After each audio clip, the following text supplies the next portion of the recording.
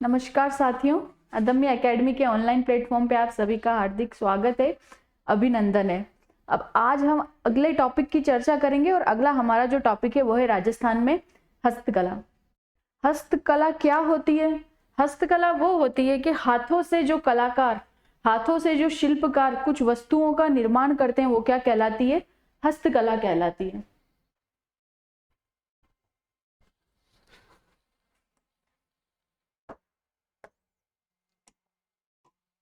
तो टॉपिक है हमारा राजस्थान की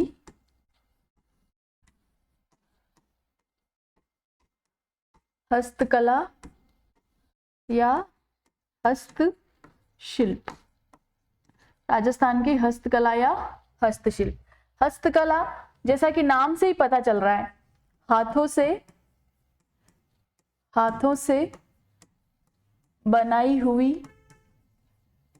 हुई वस्तुएं, हाथों से बनाई हुई वस्तुएं। जैसे क्या हो सकता है? मिट्टी के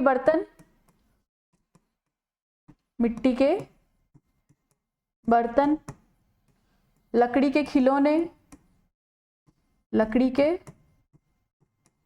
खिलौने, या बंधेज के वस्त्र,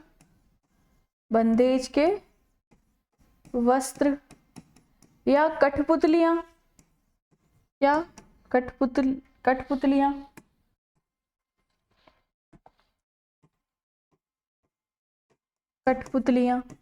तो इस तरह की जो वस्तुएं जो कि हाथों से बनाई हुई क्या है? वस्तुएं हैं जिनको शिल्पकार या कारीगर जो है अपने हाथों से निर्माण करते हैं, तो वो क्या कहलाती है? हस्तकला। अब इनका निर्माण करने का उद्देश्य क्या है? इनका निर्माण क्यों किया गया? तो इनका निर्माण हम सभी जानते हैं कि वो अपना जीवन अर्जन करने के लिए हमें धन की आवश्यकता होती है, और धन की प्राप्ति हेतु क्या किया गया? शिल्पकारों के द्वारा अपने हाथों से इनका क्या किया गया? निर्माण किया गया। तो धन अर्जन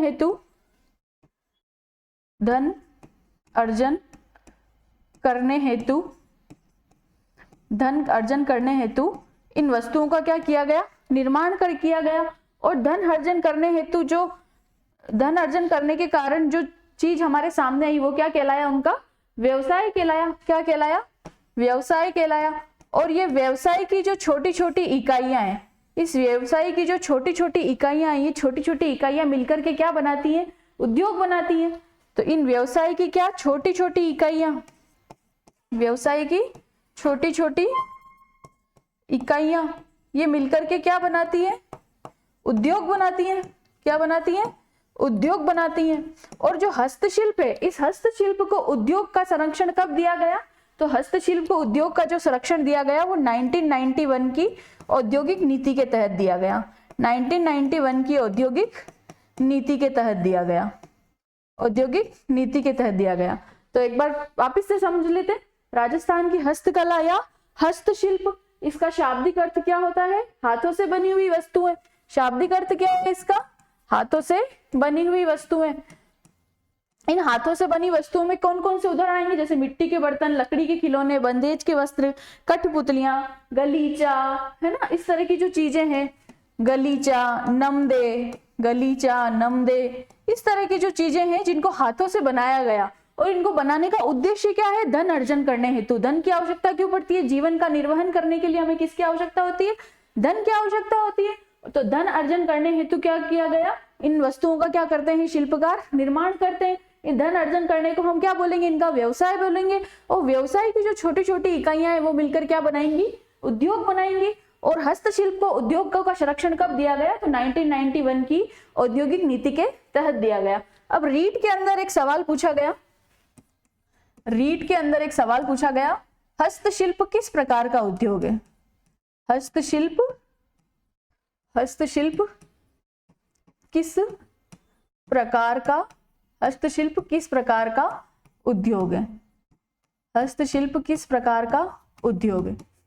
तो हस्तशिल्प जो है वो, पहली बात तो अगर मान लो लघु उद्योग है, पहला ऑप्शन है लघु उद्योग है, दूसरा है मध्यम उद्योग है, तीसरा है वृहद उद्योग है, और चौथा जो है आपके पास में वो है आपका उपयुक्त तीनों। उपयुक्त तीनों। तो हस्तशिल्प जो है वो एक प्रकार का क्या है, लघु उद्योग है। ये रीट के अंदर पूछा हुआ सवाल है। अब हस्तकला से संबंधित 4 प्रमुख बातें हैं। हस्तकला से संबंधित 4 क्या है, प्रमुख बातें, वो मैं बताती हूं आपको। हस्तकला से संबंधित 4 प्रमुख बातें। हस्तकला से संबंधित 4 प्रमुख बातें। तो हस्तकला का जो हस्तकला का जो केंद्र कहलाता है वो कहलाता है आपका जयपुर। इधर देखेंगे सभी,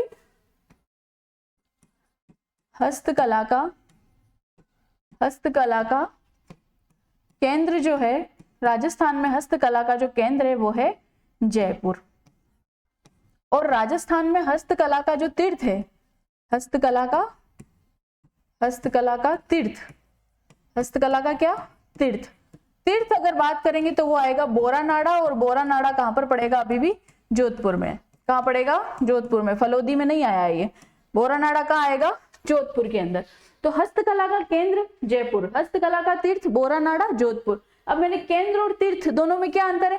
केंद्र ऐसी जगह है जहां पर सर्वाधिक हस्तकला वाली चीजों का क्या होता है, निर्माण होता है, जहां पर सर्वाधिक वस्तुओं का क्या होता है, उत्पादन होता है। तो वो वाला स्थान तो क्या कहलाता है, केंद्र कहलाता है। तीर्थ का मतलब यह है कि जहां पर सर्वाधिक क्या होगा, वस्तुओं का इंपोर्ट एक्सपोर्ट होता है, यानी कि आयात और निर्यात जो है वो कहां पर होता है, बोरानाड़ा, जोधपुर से होता है। अब हस्तकला को बढ़ावा देने के लिए, हस्तकला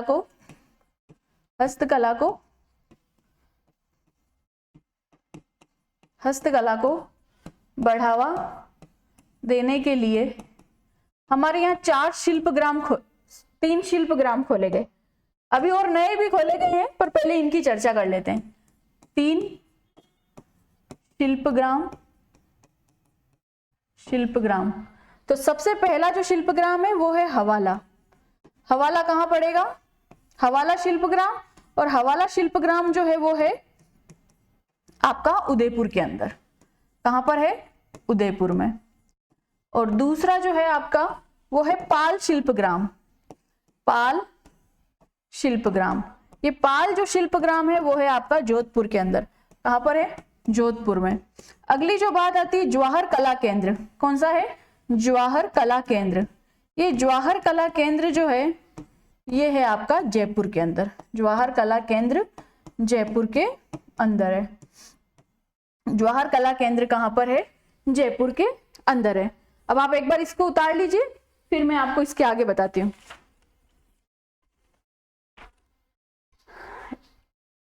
तो चले आगे, इससे आगे की बात करते हैं। इससे आगे की बात मैंने आपको बताई। अब शिल्पग्राम क्या होता है, शिल्पग्राम क्या होता है, यह मैंने आपको बताया। शिल्पग्राम क्या होता है, शिल्पग्राम एक ऐसा स्थान होता है, एक आर्टिफिशियल गांव, जहां के अंदर, जिसके अंदर की जितने भी शिल्पकार हैं, जितने भी कारीगर हैं, वो कारीगर क्या करें, अपनी वस्तुओं को खरीद सकें, बेच सकें, उनका निर्माण कर सकें, या उनसे होने वाली कोई भी क्रियाकलाप कर सकते हैं। जैसे मैंने आपको बताया कठपुतली। और उदयपुर के अंदर, उदयपुर का जो हवाला शिल्पग्राम है, वहां पर कठपुतलियों का बहुत ज्यादा चलन है। उन कठपुतलियों से होने वाले जितने भी खेल है उनका क्या, उनको कहां पर दिखाया जाता है, हवाला शिल्पग्राम के अंदर। तो शिल्पग्राम एक ऐसी जगह है जहां पे सभी शिल्पकार या कारीगर अपनी चीजों को, वस्तुओं को खरीद सकते हैं, बेच सकते हैं, और उनसे उनका निर्माण कर सकते हैं, और उनसे व्यवसाय कर सकते हैं, और धन का अर्जन कर सकते हैं। तो इस तरह का शिल्पग्राम की व्यवस्था हमारे राजस्थान के अंदर की गई। अब एक अगली टर्म आती है, वो है आपकी राजस्थली। क्या है, राजस्थली। राजस्थली, राजस्थली क्या है, राजस्थली वो होती है, जैसे कि जब भी हम कोई ब्रांडेड चीज खरीदने जाते हैं, जैसे हम लोग जूते खरीदने जाते हैं, कपड़े खरीदने जाते हैं, तो हमें पता है कि ये जूता रिबॉक का है, ये जूता वुडलैंड का है, ये जूता रेड चीफ का है ना। कोई भी शर्ट लेने जाते हैं तो ये पीटर इंग्लैंड का है। तो इस तरह के जो ब्रांड होते हैं, वो ब्रांड क्या होते हैं, वो कंपनियों का उनके ऊपर विपणन होता है, किसी भी कपड़े के ऊपर, जूते के ऊपर, घड़ियों के ऊपर। तो वो कंपनी क्या करती है, अपना विपणन करती है, और हम उनसे अट्रैक्ट होकर वो सामान खरीदते हैं। पर राजस्थान सरकार क्या करती है, जो भी राजस्थान के अंदर बनने वाले हस्तशिल्प हैं, उन हस्तशिल्प को जिस नाम से विपणन करके बेचती है, वो नाम क्या है, राजस्थली। तो आया समझ में क्या है कि राजस्थान सरकार जितने भी हस्तशिल्प के उत्पाद हैं उन उत्पादों के ऊपर जिस संस्था के नाम से विपणन करती है उन वस्तुओं पे, तो वो क्या है, राजस्थली है। यानी राजस्थान में हस्तशिल्प की जितनी भी वस्तुएं हैं वो जिस ब्रांड के नाम से बिकेगी वो ब्रांड कौन सा होगा, राजस्थली। तो राज्य सरकार द्वारा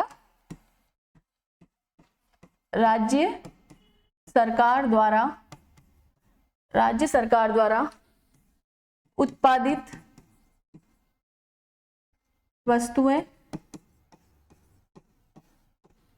वस्तुएं या इसको ऐसे भी लिख सकते हैं, राज्य सरकार द्वारा हस्तकला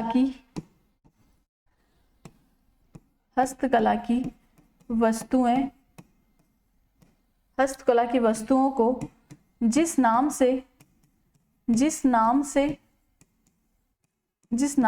विपणन करके बाजार में बेचा जाता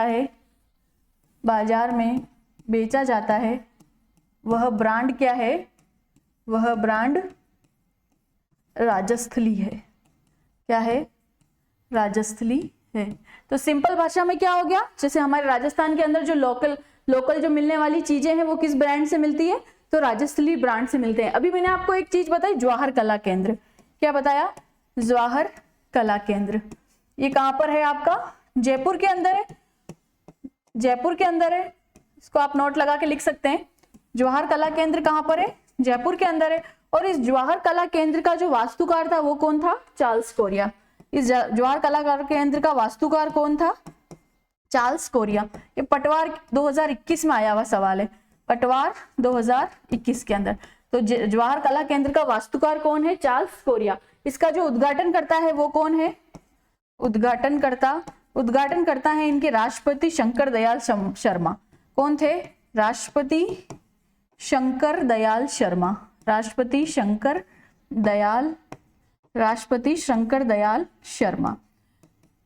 तो राज्य सरकार जिस ब्रांड से वस्तुओं का विपणन करती है वो क्या ब्रांड है, राजस्थली है। जवाहर कला केंद्र कहां पर है, जयपुर में। इसके वास्तुकार कौन थे, चार्ल्स कोरिया। उद्घाटनकर्ता कौन है, राष्ट्रपति शंकर दयाल शर्मा। अब हम राजस्थान के अंदर मेन बात करते हैं, अगली जो बात करते हैं हम वो करते हैं राजस्थान की हस्तकला में सबसे पहले ब्लू पोट्री की। किसकी करते हैं, ब्लू पोट्री की। ब्लू पोट्री कह दो, क्या कह सकते हैं, ब्लू पोट्री,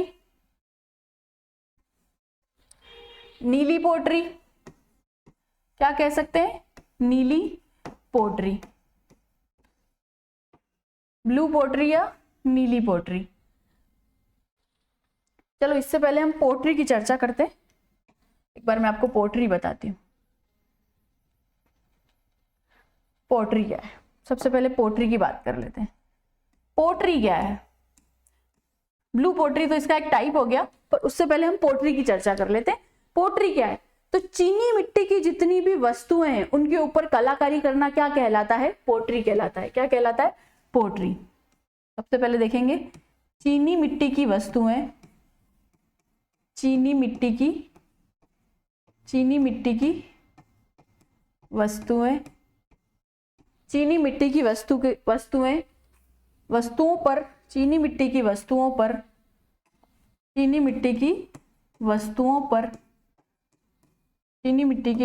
पर कलाकृति करना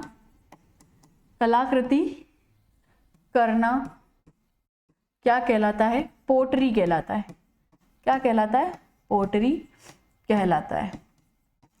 अब अगर ये पोट्री अलग अलग रंगों में की जाएगी तो उनका नाम दे देंगे। जैसे ब्लू कलर से करी तो ब्लू पोट्री, ब्लैक कलर से करी तो ब्लैक पोट्री, सुनहरे कलर से करी तो क्या हो जाएगी, सुनहरी पोट्री। अब ये जो पोट्री है, इस पोट्री को सबसे पहले लाहौर लाया गया। कहाँ लाया गया, लाहौर लाया गया। और लाहौर लाने का जो काम किया है वो किसने किया है, अकबर ने किया गया, अकबर के द्वारा किया गया। किसके द्वारा किया गया, अकबर के द्वारा। अब लाहौर से ये जयपुर राजस्थान आती है, और जयपुर राजस्थान इसको कौन लेके आते हैं, तो जयपुर राजस्थान इसको लाते हैं मान सिंह प्रथम। कौन लाते हैं, मान सिंह प्रथम लाते हैं। पर पोट्री को लाहौर अकबर लाए और लाहौर से जयपुर मान सिंह लाए, तो लाने का काम तो मान सिंह ने किया, परंतु उस समय में इस पोट्री का क्या हुआ, विकास नहीं हुआ। विकास कब हुआ था, विकास या स्वर्णकाल कह लो आप, विकास कह लो या स्वर्णकाल कह लो, तो पोट्री का स्वर्णकाल या विकास, तो उसके लिए जो महाराजा है वो है महाराजा राम सिंह द्वितीय। कौन है, राम सिंह द्वितीय, महाराजा राम सिंह द्वितीय। तो पोट्री का जो विकास हुआ है वो कहाँ, वो किसके काल में हुआ है, महाराजा राम सिंह द्वितीय के काल में हुआ है। अब सवाल जो है वो दो टाइप से बनता है। सबसे पहला बनता है कि पोट्री को जयपुर में लाया किसके द्वारा गया, तो लाया गया तो मान सिंह फर्स्ट के द्वारा। पर अगर पोट्री का विकास पूछ लिया जाए तो हमारा जवाब चेंज हो जाएगा, हमारा जवाब हो जाएगा राम सिंह द्वितीय। अब इन राम सिंह द्वितीय के दो दरबारी शिल्पी हुए हैं। कौन है, दो दरबारी शिल्पी हैं, एक तो है कालू, एक तो है कालू और एक है चूड़ामन। कौन है, कालू और चूड़ामन शिल्पी हुए हैं। ये क्या है, राम सिंह द्वितीय के क्या है, शिल्पी हैं, कालू और चूड़ामन। ये दिल्ली जाते हैं और दिल्ली जाके प्रशिक्षण लेते हैं भोला कुमार से। दिल्ली जाके प्रशिक्षण किससे लेते हैं, दिल्ली जाके प्रशिक्षण किससे लेंगे, ये भोला कुमार से। किससे लेते हैं, भोला कुम्हार से। और ये भोला कुमार से प्रशिक्षण लेकर फिर जयपुर में आकर इस कला को क्या करते हैं, विकसित करते हैं। तो हम पढ़ लेते हैं इसको। पोट्री क्या है, चीनी मिट्टी की वस्तुओं पर कलाकृति करना क्या कहलाता है, पोट्री कहलाता है। अलग अलग रंगों से करेंगे तो पोट्री को उस रंग का क्या दे देंगे, नाम दे देंगे। अकबर इस पोट्री को कहाँ लेके आते हैं, ये पोट्री मुख्यतः कहाँ की है, पर्शिया ईरान की। कहाँ की है,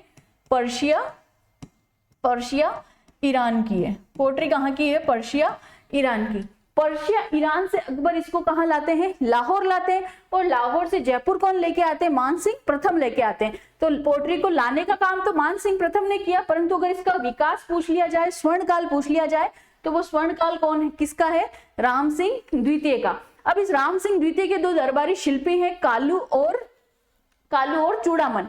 ये कालू और चूड़ामन कहाँ जाते हैं, दिल्ली जाते हैं। किसके पास जाते हैं, भोला कुम्हार के पास जाते हैं। और वहां जाकर के क्या प्राप्त करते हैं, प्रशिक्षण प्राप्त करते हैं। और प्रशिक्षण प्राप्त करके जयपुर आकर, और जयपुर आने के बाद में क्या करते हैं, इस कला का क्या करते हैं, विकास करते हैं। इस कला का क्या करते हैं, विकास करते हैं। तो आई होगी आपको बात समझ में। तो इसको आप लिख सकते हो, पोट्री क्या है, चीनी मिट्टी की वस्तुओं पर कलाकृति करना क्या है, पोट्री है। और इस पोट्री को, ये पोट्री जो है वो मुख्यतः कहाँ की है, पर्शिया ईरान की है। पर्शिया ईरान से इसको अकबर कहाँ लेकर आए, लाहौर लेके आए। लाहौर से जयपुर मान सिंह प्रथम लेके आए। मान सिंह प्रथम ने इसको लाने का काम किया, परंतु इसका सर्वाधिक विकास जो है, इसका स्वर्ण काल जो है वो राम सिंह द्वितीय का स्वर्ण काल है, राम सिंह द्वितीय का काल है। उनके दो दरबारी शिल्पी हैं, वो है कालू और चूड़ामन। वो दिल्ली जाकर के भोला कुमार से प्रशिक्षण प्राप्त करके जयपुर के अंदर आकर इस कला को क्या करते हैं, विकसित करते हैं। अगली जो बात आती है आपकी, वो आती है पोट्री के प्रकार। क्या है, पोट्री के प्रकार, पोट्री के प्रकार। तो सबसे पहली जो पोट्री आती है वो आती है आपकी ब्लू पोट्री। कौन सी पोट्री, ब्लू पोट्री। अब ब्लू पोट्री या बोल दो इसको नीली पोट्री, क्या बोल सकते हैं इसको, नीली पोट्री। प्रसिद्ध कहाँ की है, प्रसिद्ध स्थल पूछा जाता है, प्रसिद्ध है आपकी जयपुर की। कहाँ की है, जयपुर की। अगली जो बात करते हैं अपन, वो करते हैं ब्लैक पोट्री। क्या है, ब्लैक पोट्री। और ब्लैक जो पोट्री है वो कहाँ की फेमस है, कोटा की। कहाँ की है, कोटा की। अगली जो बात है वो है कागजी पोट्री। कागजी पोट्री, कागजी पोट्री में नाम आता है, सबसे पहले नाम आता है अलवर का, और अलवर के बाद में नाम आता है सांगानेर का। किसका आता है, सांगानेर का, सांगानेर का। अगली जो बात आती है वो आती है आपकी सुनहरी पोट्री। सुनहरी पोट्री के लिए अगर पहला ऑप्शन तो आपके पास बीकानेर होगा, और बीकानेर अगर ऑप्शन में नहीं हो तो हम जैसलमेर के ऊपर जाएंगे। बीकानेर अगर ऑप्शन में नहीं दिया गया हो तो हम किस पर जाएंगे, जैसलमेर के ऊपर जाएंगे। तो ब्लू पोट्री कहाँ की फेमस है, जयपुर की। ब्लैक पोट्री कहाँ की फेमस है, कोटा की। कागजी पोट्री में अलवर और सांगानेर, और सुनहरी पोट्री के अंदर बीकानेर पहला ऑप्शन है, और बीकानेर ऑप्शन में नहीं है तो हम जैसलमेर के ऊपर जाएंगे। अब सबसे पहले हम जो चर्चा करते हैं वो करते हैं ब्लू पोट्री की। क्या है, blue pottery, blue pottery, blue pottery. ये जो ब्लू पोट्री है, क्या है ये ब्लू पोट्री? राजस्थान के अंदर सबसे महंगी पोट्री होने के कारण इसको क्या कहा गया, अन्य नाम क्या दिया गया? Rice pottery. कौन सी पोट्री? Rice pottery. तो राजस्थान में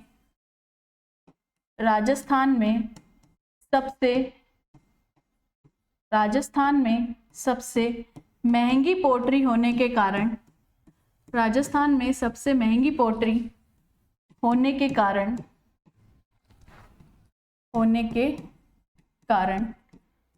इसे अन्य नाम क्या दिया गया? अन्य नाम क्या दिया गया? Rice pottery. कौन सी पोट्री? Rice pottery. पर एग्रीकल्चर सुपरवाइजर के अंदर रईस पोट्री नाम दिया गया। पर एग्रीकल्चर सुपरवाइजर के अंदर इसका एक और अन्य नाम पूछा गया।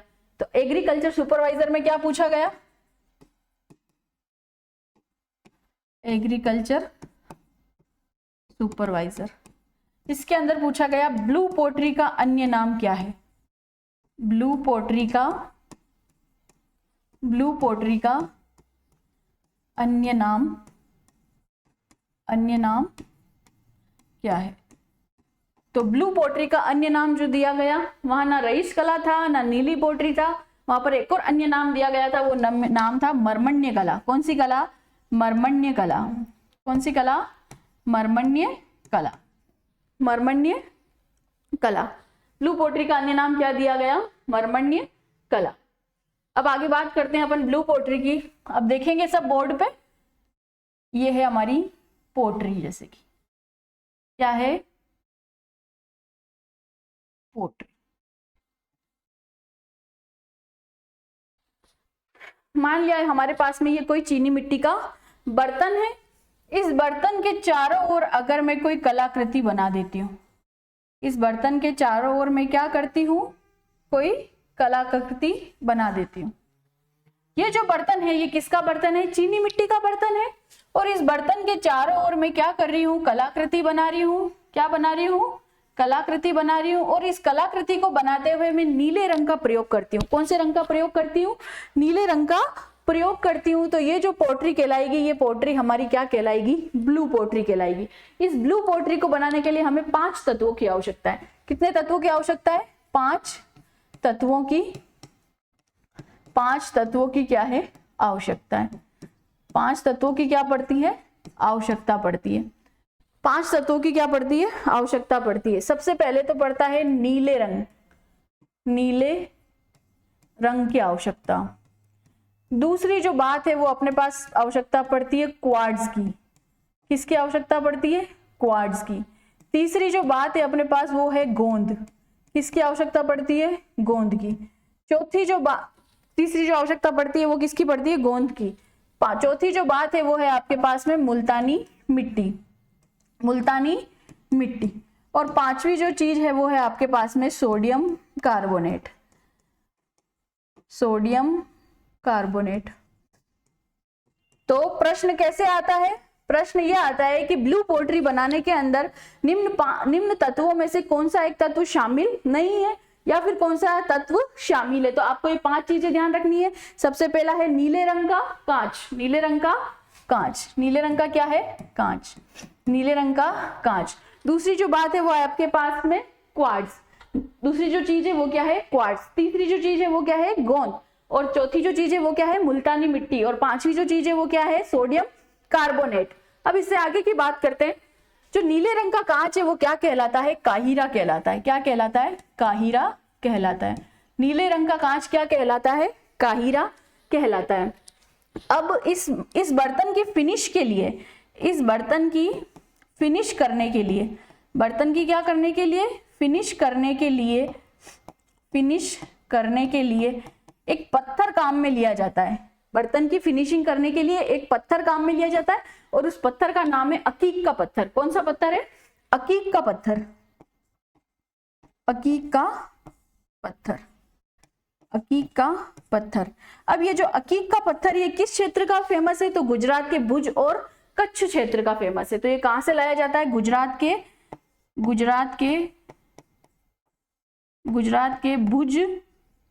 भुज व कच्छ क्षेत्र का फेमस है। गुजरात के भुज और कच्छ क्षेत्र का फेमस है। चलें इससे आगे अब अगली बात करते हैं कि इसको कितने डिग्री सेल्सियस तापमान पर पकाया जाता है। तो इसको 800 डिग्री सेल्सियस तापमान पर क्या किया जाता है? 800 डिग्री सेल्सियस तापमान पर इसको क्या किया जाता है? तापमान पर पकाया जाता है। क्या किया जाता है? पकाया जाता है। अब इस ब्लू पोट्री के अंदर विख्यात कोई कलाकार होंगे या कारीगर होंगे, उनका नाम है कृपाल सिंह शेखावत। क्या नाम है? इसके प्रमुख कलाकार कौन है? इसके प्रमुख कलाकार, और इसके प्रमुख कलाकार हैं आपके पास में कृपाल सिंह शेखावत। कृपाल सिंह शेखावत। कहां से आता है इनका संबंध? तो मऊ गांव सीकर से क्या आता है? इनका संबंध आता है। कहां से है ये? मऊ गांव सीकर से। मऊ गांव सीकर से क्या आता है? इनका संबंध आता है। अगली जो बात होती है कि ये इस पोट्री के फेमस कलाकार क्यों हैं? तो इस पोट्री के फेमस कलाकार इसलिए हैं क्योंकि हमने अभी तक नीले रंग की ही बात करी है, पर इन्होंने इस पोट्री के अंदर 25 प्रकार के रंगों का क्या किया? प्रयोग किया। और इन 25 प्रकार के रंगों का प्रयोग करने के कारण 1974 के अंदर इनको इस कला के लिए पद्मश्री अवार्ड से सम्मानित किया गया। तो इनको पद्मश्री से सम्मानित क्यों किया गया? तो पोट्री में 25 प्रकार के रंगों का प्रयोग, 25 प्रकार के रंगों का प्रयोग करने के कारण इनको 1974 के अंदर 1974 में क्या दिया गया? पद्मश्री पुरस्कार दिया गया। अब इनके गुरु का नाम क्या है? तो इनके गुरु का नाम है भूर सिंह शेखावत। इनके जो गुरु हैं वो कौन है? भूर सिंह शेखावत। कौन है? भूर सिंह शेखावत। अब हमने पुरुष कलाकार की तो बात कर ली। इसके अंदर पुरुष कलाकार कौन है इसके फेमस? तो कृपाल सिंह जी शेखावत है। और अगली जो बात है, अब अगर इसमें महिला कलाकार की बात करेंगे तो महिला कलाकार कौन होंगी इसकी? नाथीबाई। महिला कलाकार कौन है? नाथीबाई। महिला कलाकार कौन है? नाथीबाई। महिला कलाकार हैं नाथीबाई। ठीक है, तो इसको लिख लेते हैं एक बार। तो सबसे पहले आप लिखेंगे ब्लू पोट्री राजस्थान में सबसे महंगी पोट्री होने के कारण इस पोट्री को रईस पोट्री कहा गया। राजस्थान में सबसे महंगी पोट्री होने के कारण इस पोट्री को क्या कहा गया? रहीश पोट्री कहा गया। इसका एक और अन्य नाम क्या है? मर्मण्य कला है। इसका एक और अन्य नाम क्या है? मर्मण्य कला है। क्या है? मर्मण्य कला है। फिर अगली जो बात होती है कि इस पोट्री के निर्माण के लिए 5 तत्वों की आवश्यकता होती है। इस पोट्री के निर्माण के लिए हमें कितने तत्वों की आवश्यकता होती है? 5 तत्वों की आवश्यकता होती है। पहला होता है नीले रंग का कांच, दूसरा है क्वार्ट्ज, तीसरा है गोंद, चौथा है मुल्तानी मिट्टी और 5वां है सोडियम कार्बोनेट। अब क्या है अगली बात कि जो नीले रंग का कांच है वो क्या कहलाता है? काहीरा कहलाता है। फिनिश करने के लिए अकीक का पत्थर यूज किया जाता है जो कि गुजरात के भुज और कच्छ क्षेत्र का फेमस है। इसको 800 डिग्री सेल्सियस तापमान पर क्या किया जाता है? पकाया जाता है। इसके प्रसिद्ध कलाकार कौन है? कृपाल सिंह शेखावत है। मऊ गांव सीकर से जिनका संबंध आता है। 25 प्रकार के रंगों का प्रयोग करने के कारण 1974 के अंदर इनको क्या दिया गया? पद्मश्री दिया गया। गुरु कौन है इनके? भूर सिंह शेखावत। अगर महिला कलाकार की बात करेंगे तो महिला कलाकार कौन है आपके पास में? नाथीबाई। पर अब एग्जामिनर क्या हो गए हैं? स्मार्ट हो गए हैं। क्या हो गए? स्मार्ट हो गए। तो अब हमारे को वर्तमान कलाकार पूछे जाते हैं। और वर्तमान कलाकार कैसे पूछे जाते हैं? सीधा सवाल आता है। क्या आता है? गोपाल सैनी, खेमराज, गोपाल सैनी, खेमराज और सत्यनारायण सोलंकी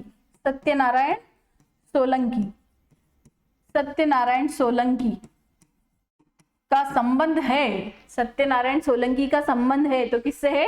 ब्लू पोट्री से। वर्तमान कलाकार कौन हो गए? गोपाल सैनी। कौन है? गोपाल सैनी, खेमराज और सत्यनारायण सोलंकी। तो ये तो हमारी ब्लू पोट्री हुई, इसको मैंने आपको अच्छे से समझा दिया। ब्लू पोट्री जो है वो क्या है? चीनी मिट्टी के बर्तनों पर नीले रंग से क्या करना? कलाकारी करना। पर इस कला के कुछ प्रसिद्ध कलाकार हुए हैं, और वो प्रसिद्ध कलाकार कौन हुए हैं? कृपाल सिंह जी शेखावत हुए हैं, जिन्हें नीले रंग के साथ साथ इसके अंदर 25 रंगों का और क्या किया? प्रयोग किया। और प्रयोग करने के कारण ही उनको 1974 के अंदर पद्मश्री से नवाजा गया। इसकी महिला कलाकार की बात करें तो वो कौन है? नाथीबाई है। और वर्तमान में जो प्रमुख कलाकार हैं वो कौन है? गोपाल सैनी, खेमराज और सत्यनारायण सोलंकी। ठीक है, अब आगे हम बात करते हैं थेवा कला की। क्या बात करते हैं? थेवा कला। थेवा कला,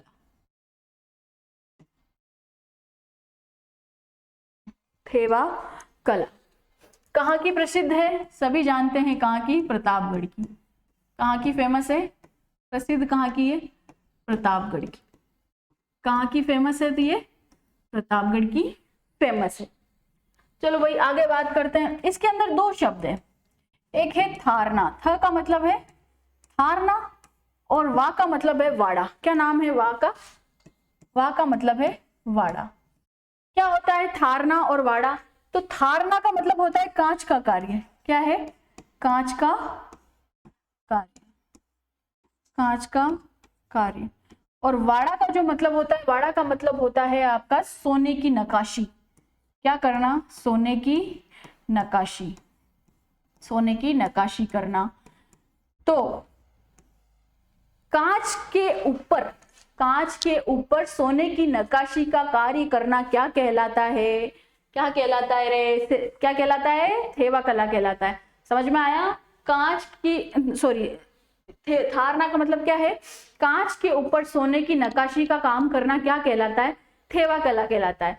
तो इस कला को करने के लिए हम जिस तरह के कांच का प्रयोग करते हैं, वो कांच जो होता है वो कौन सा कांच होता है? हरे रंग का कांच होता है। तो इस कला के अंदर प्रयुक्त कांच कौन सा है? प्रयुक्त कांच। ये जो प्रयुक्त कांच है ये कौन से कलर का कांच है? हरे रंग का कांच है। किसका कांच है? हरे रंग का कांच है। और ये हरे रंग का जो कांच है ये कहां से मंगवाया जाता है? तो ये बेल्जियम से मंगवाया जाता है। कहां से मंगाया जाता है? बेल्जियम से मंगवाया जाता है। कहां से मंगाया जाता है? बेल्जियम से मंगाया जाता है। और बेल्जियम से मंगाए जाने के कारण ही इस कांच को हम और कौन सा कांच कह सकते हैं? बेल्जियम कांच कह सकते हैं। कौन सा कांच कह सकते हैं? बेल्जियम कांच कह सकते हैं। बेल्जियम कांच कह सकते हैं। अब ये जो कला है, इस कला के जो जनक हैं वो किनको कहा जाता है? तो इस कला के जो जनक हैं, इस कला के जो जनक हैं वो है नाथूजी सोनी। क्या कौन है जनक? कौन है? नाथूजी सोनी। नाथूजी सोनी, इस कला के जनक कौन है? नाथूजी सोनी।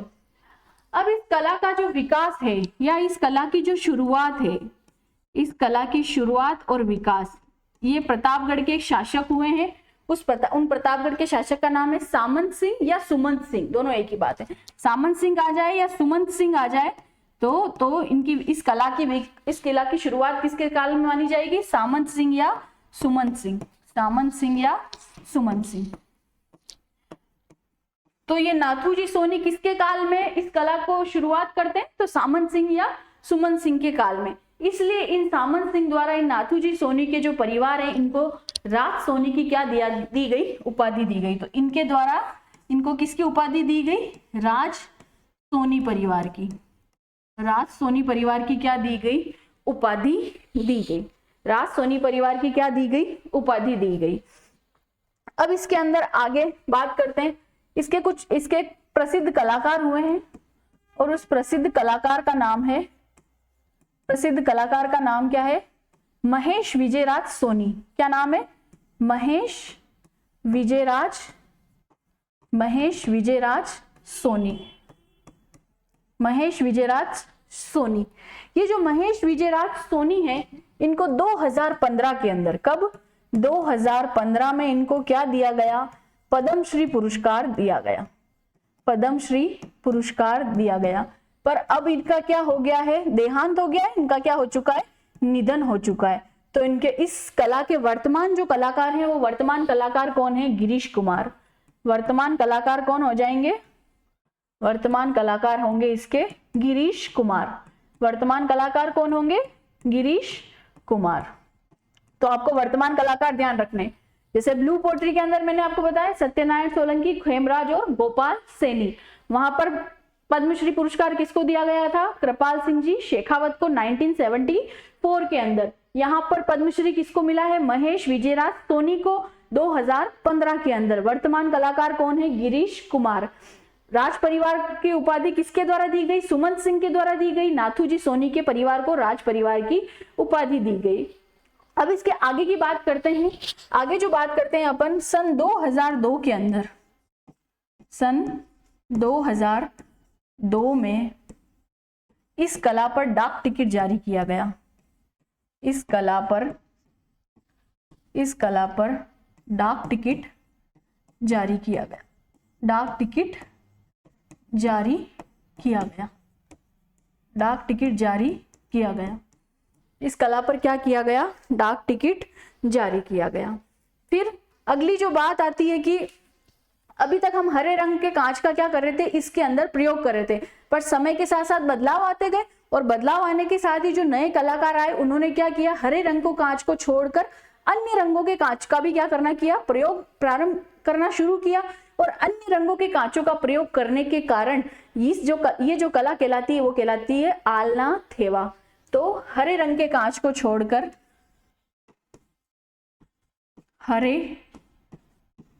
हरे रंग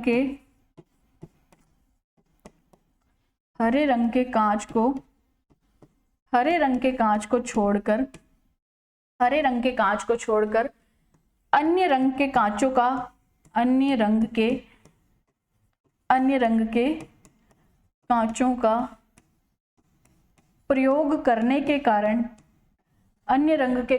प्रयोग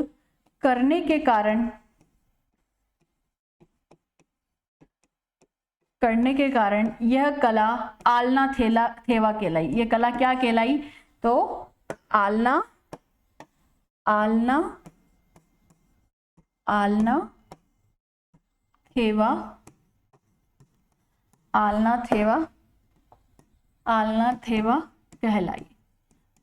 थेवा कहलाई। अब क्या हुआ, समय के साथ साथ क्या होने लगा, ये जो कला है ये क्या कहाँ जाने लगी, विलुप्ति के कगार पे जाने लगी। तो विलुप्ति के कगार पे जाने लगी तो सन 2004 के अंदर, कहां पर, 2004 के अंदर प्रतापगढ़ के अंदर थेवा कला प्रशिक्षण केंद्र का क्या किया गया, प्रारंभ किया गया। तो 2004 में कला को संरक्षण देने हेतु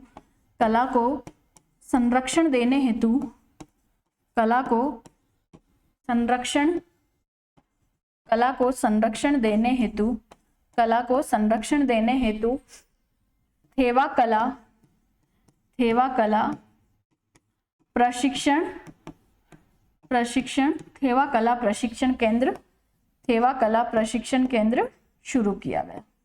थेवा कला प्रशिक्षण केंद्र क्या किया गया, शुरू किया गया। अभी वर्तमान में भी चर्चा में आई थी क्योंकि थेवा कला को क्या दिया गया है, जीआई टैग दिया गया है। तो एक और बात क्या हो जाएगी, जीआई टैग प्राप्त कला। इसमें लिख सकते हैं आप, ये जो कला है ये क्या है, जीआई टैग प्राप्त कला है। जीआई टैग प्राप्त कला। जीआई का मतलब क्या होता है, ग्राफिकल इंडिकेशन। क्या होता है, ग्राफिकल इंडिकेशन, यानी भौगोलिक संकेत देता है उस स्थान विशेष की कला है तो उसको जीआई टैग दिया गया। अब इससे आगे की जो बात है वो हम नेक्स्ट क्लास में करेंगे। उम्मीद करती हूँ आपको यहाँ तक की क्लास क्या होगी, समझ में आई होगी। आप सभी का बहुत बहुत धन्यवाद।